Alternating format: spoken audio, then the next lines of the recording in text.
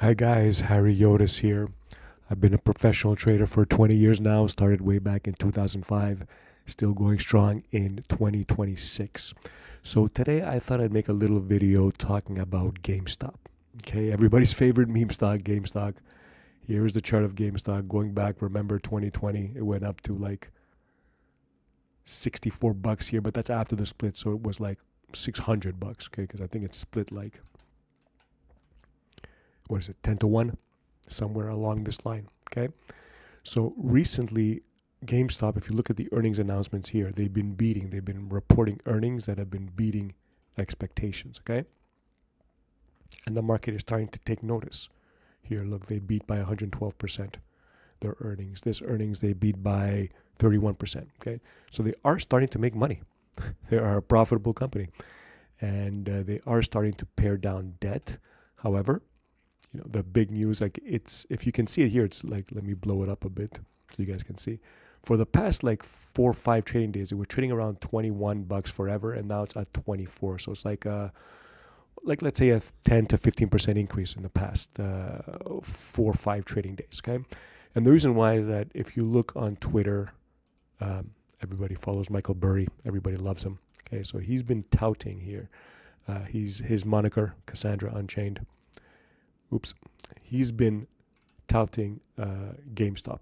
Okay, he's saying that there's still a nice short interest in it, and it's making money, so you guys should buy it. Okay, the short interest isn't like 130% like it used to be. It's like 16% at last count.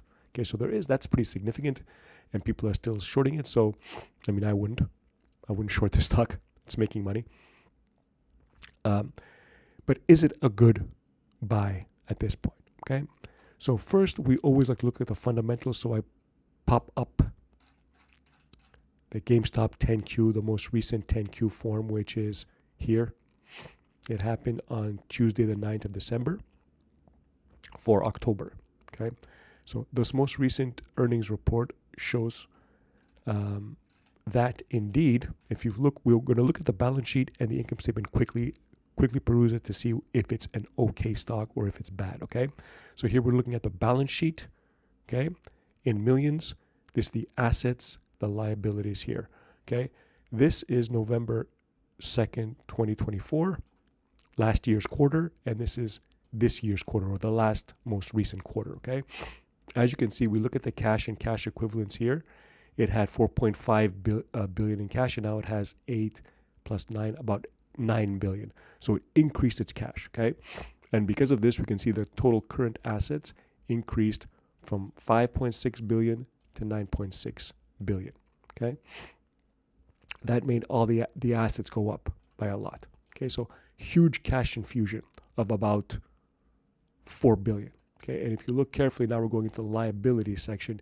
It's all because of this right here, which is long-term debt increased from last quarter from almost nothing to 4 billion. Okay, so they issued debt to get this cash position strong. Okay, so because before they had no debt, they pared it down. So now they just accumulated 4 billion worth of debt. So if you look at their total assets, which is 10.5, compared to their debt, it's like now their debt is 50% of their total assets.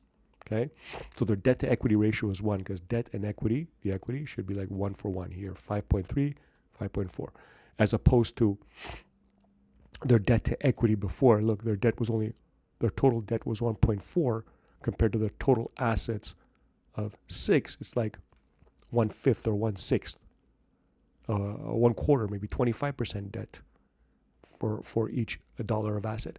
Now it has $1 of debt for each $2 in asset. So it is more cashed up, but because it issued debt. Okay, so that's all you have to know.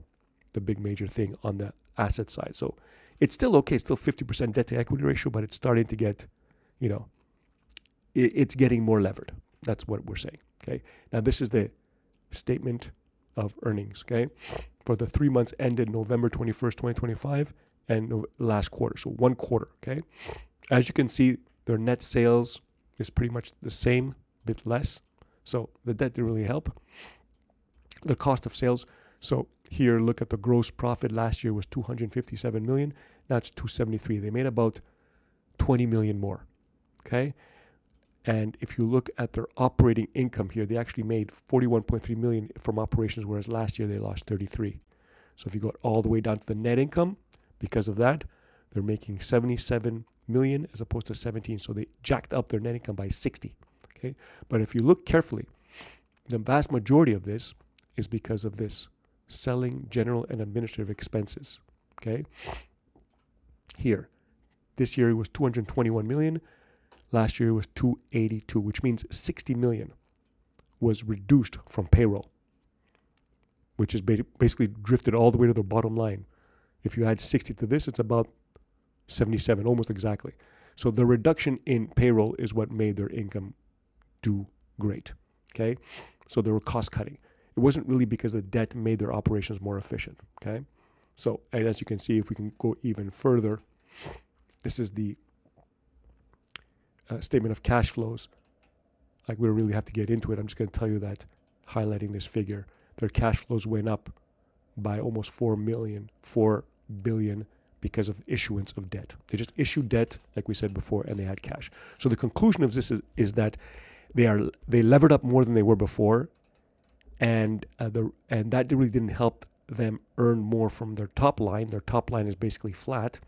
It just, like, their cost cutting made their income higher. Okay, so going back to the chart here, I wouldn't really buy it right now. Okay, just because Michael Burry is saying to buy it, I think this is a Michael Burry type of pop. We should wait. Okay, I'm really not into GameStop right now. I don't think it does amazingly well, even though maybe the short interest is pretty high. It's just that I don't think it's going to get out of this malaise very, very soon. It's a tradable stock. Okay, so if it ever drifts back lower, it starts going sideways, you might want to buy it for a pop. But certainly I do not think it's a game changer, like it's going to go back up to the $40, $50, $60 range because of the short interest like it did in the past, or because it's super profitable. It's basically cost cutting to make these earnings go up, which is great. It's not bad.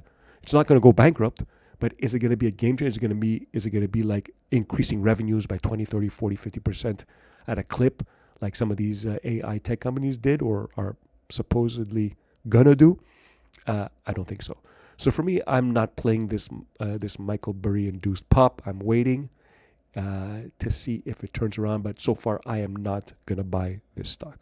Okay, but just a heads up, be aware that this is probably a Michael Burry driven move, and that yes, the balance sheet, the fundamentals are getting better, but it just took on a lot of debt recently. That's why it's cashed up. So is it going to get back into this mode right here where it's going to lever up again? Who knows? We'll see. But as of right now, I'm staying away from it. That's it, guys. If you like what you hear, just like and subscribe. And of course, leave a comment and I will answer them as soon as possible. Take care and later.